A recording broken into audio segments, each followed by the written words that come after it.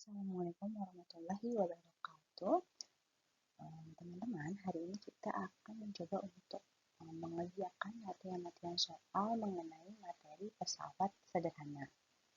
Ya, jadi pesawat sederhana ini bisa kita ulangi bahwa ada yang namanya tuas, yang kedua adalah bidang miring, yang ketiga adalah katrol. Nah, yang ketiga ini nanti akan Mas Fitri jelaskan sekaligus dengan contoh soalnya. Seperti itu, ya. Mari kita ke rumus-rumusnya terlebih dahulu. Oke, di sini ada rumus-rumusnya. Tuas yaitu F dikali LK sama dengan W dikali LB atau W per F sama dengan LK per LB. Nah, di sini KM itu adalah keuntungan mekanis sama dengan W per F sama dengan LK per LB. Itu ya, LK itu adalah lengan kuasa dan LB ini adalah lengan beban. Terus rumus yang kedua adalah rumus bidang miring. Bidang miring ini rumusnya adalah KM atau keuntungan mekanis sama dengan W per F atau bisa juga S per H. Jadi teman-teman maksudnya di sini adalah kalian bisa pakai rumus yang W per F atau bisa juga pakai rumus yang S per H. Seperti itu ya. Jadi misalnya yang diketahui ini adalah S sama H-nya, ya udah berarti kita pakai rumusnya yang S per H-nya saja gitu. Jadi nggak usah pakai yang W per F gitu. Kalau misalnya yang diketahuinya W sama F-nya aja, ya udah berarti pakai rumusnya yang W per F saja, S sama H-nya nggak usah diikutin gitu ya. Lanjut untuk katrol. Yang ketiga adalah katrol. Katrol ini sebenarnya dibagi menjadi tiga ya. Ada tetap, ada bergerak, sama ada campuran atau ganda. Gitu. Nah, untuk katrol tetap, nanti KM-nya atau keuntungan mekanisnya rumusnya sama, W per F sama dengan 1. Ini selalu 1. Makanya di soal dibilang kalau misalnya tetap berarti kita udah otomatis menunggunya adalah 1 gitu KM-nya.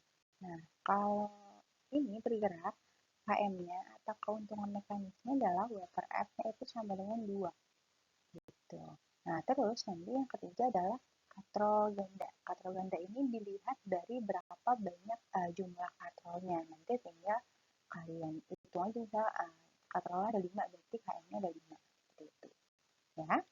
Oke, kita langsung masuk saja ke contoh soalnya ya, teman-teman. Nomor 1.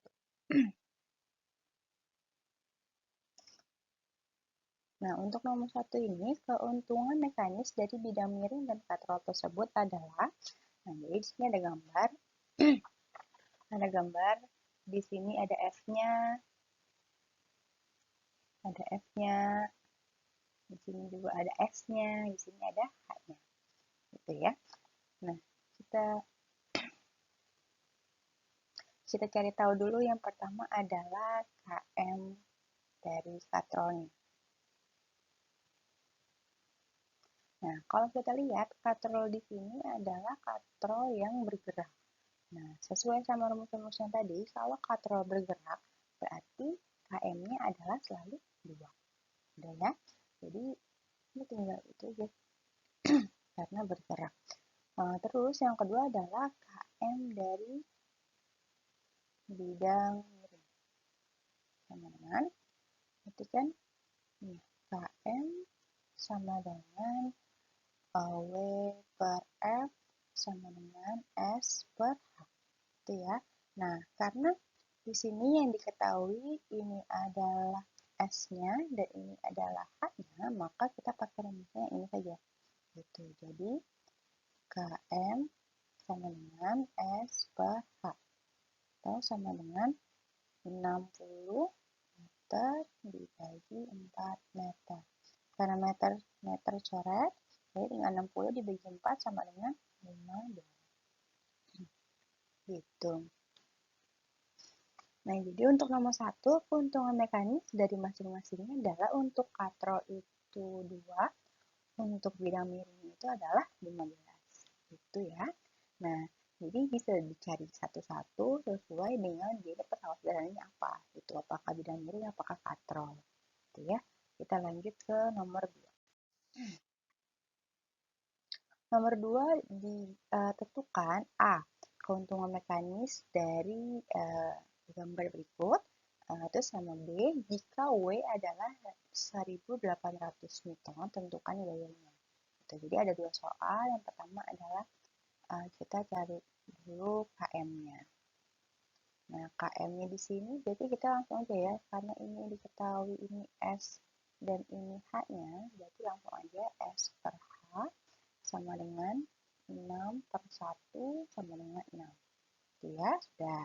Terus untuk B-nya, diketahuinya jika W sama dengan 1800N, F-nya itu berapa? Gayanya itu berapa gitu ya. Nah, kita pakai rumus yang ini nih. Jadi kan KM sama dengan W per F sama dengan S per H. Itu ya. Nah, terus sebenarnya S sama H-nya nggak usah dipakai juga nggak apa, karena kita di sini tahu W-nya berapa, KM-nya juga udah ketahuan berapa, ya tinggal F-nya tinggal dicari gitu ya. Jadi KM sama dengan W per F. Nah, karena yang ditanya F-nya, kita tukar aja nih. Jadi F sama dengan W per KM. Gitu ya. Jadi W-nya itu adalah 1800 Newton, KM-nya adalah di sini, KM-nya adalah 6. Jadi tinggal 1800 dibagi 6 sama dengan 300 Newton. Gitu, teman-teman. Jadi untuk nomor 2 ini kita cari tahu dulu KM-nya berapa. Setelah sudah dapat KM-nya, baru kita cari si F-nya. Gitu. Rumusnya itu aja sebenarnya, tinggal kalian ketik aja mana yang ditanya. Gitu. Oke, untuk nomor 2 jawabannya 300 Newton, kita lanjut ke nomor 3. Nomor 3, sebuah katrol tunggal bergerak digunakan untuk mengangkat beban seberat 300 Newton. Gaya yang dibutuhkan adalah sebesar, nah di sini kita lihat dulu nih dari soalnya, dia katrolnya katrol apa.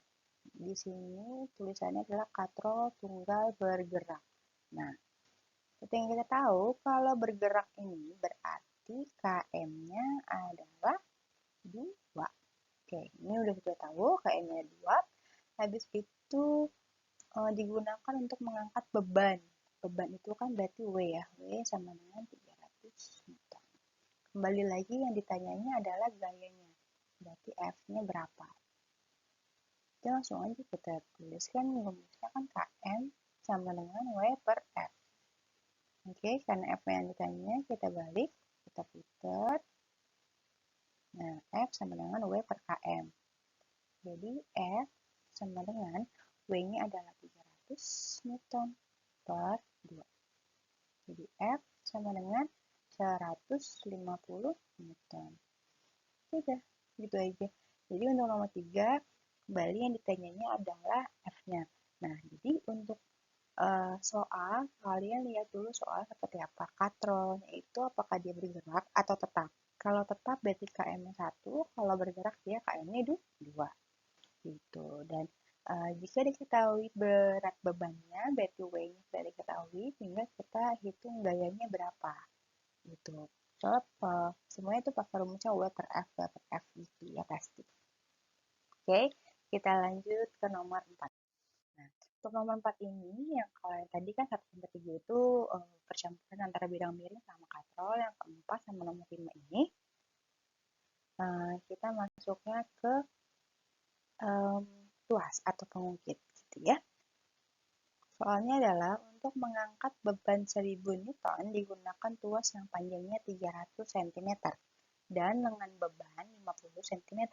Hitunglah, maksudnya ini hitunglah ya, hitunglah gaya yang diperlukan untuk mengangkat beban tersebut. Oke, jadi misalnya Miss Fitri punya tongkat. Nah, tongkatnya anggaplah lurus ya. Panjangnya semuanya dari ujung sini sampai ujung sini ini adalah 300 cm. Kan? Nah, terus di sini sudah ketahuan juga bahwa lengan bebannya adalah 50 cm. Misalnya di sini ada beban. Nah, berarti antara beban ini adalah 50 cm. Itu ya. Nah, berarti kalau lengan bebannya 50 cm, berarti kan di sini nih, ini adalah titik tumpunya. Berarti jarak dari titik tumpu ke lengan kuasa, berarti lengan ini berarti kan LB-nya ya. Nah, ini LB-nya, berarti LK-nya berapa? LK sama dengan, berarti tinggal 300 dikurangi 50. Berarti kalau LB-nya adalah 50 cm, berarti LK-nya adalah 300 dikurangi 50 cm sama dengan 250 cm. Gitu. Nah, jadi pertanyaannya agak sedikit menjebak nih. Jadi jumlah semuanya itu adalah 300, terus dikurangi dengan 50 dengan bebannya, berarti LK-nya adalah sisanya. Nah, soalnya kebanyakan juga yang nulisnya itu adalah 300-nya ini adalah si LK-nya. Nah, ini yang salah. Gitu ya. Nah, setelah kita sudah dapat LK-nya berapa, jadi kita tinggal masukkan ke rumusnya saja. Kalau untuk tuas ini, teman-teman, rumusnya kan ini ya, F dikali LK sama dengan W dikali LB. Nah, bisa juga jadinya seperti ini, W per F sama dengan LK per LB. Itu ya. Nah, terus setelah itu barulah kita tentukan nih W-nya berapa. W-nya tinggal masukin aja. W-nya kan 1000. Nih, 1000 Newton per F sama dengan LK-nya itu adalah 250 cm per LB-nya adalah 50 cm.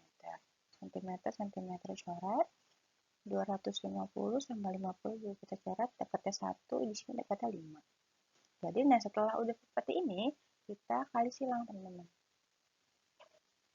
Nah ya, kita kali silang berarti 5 dikali F sama dengan 1000 dikali 1. 1000 kali 1 itu 1000 ya. Jadi tinggal F-nya saja. F sama dengan 1000 dibagi 5. Sama dengan 200 Newton.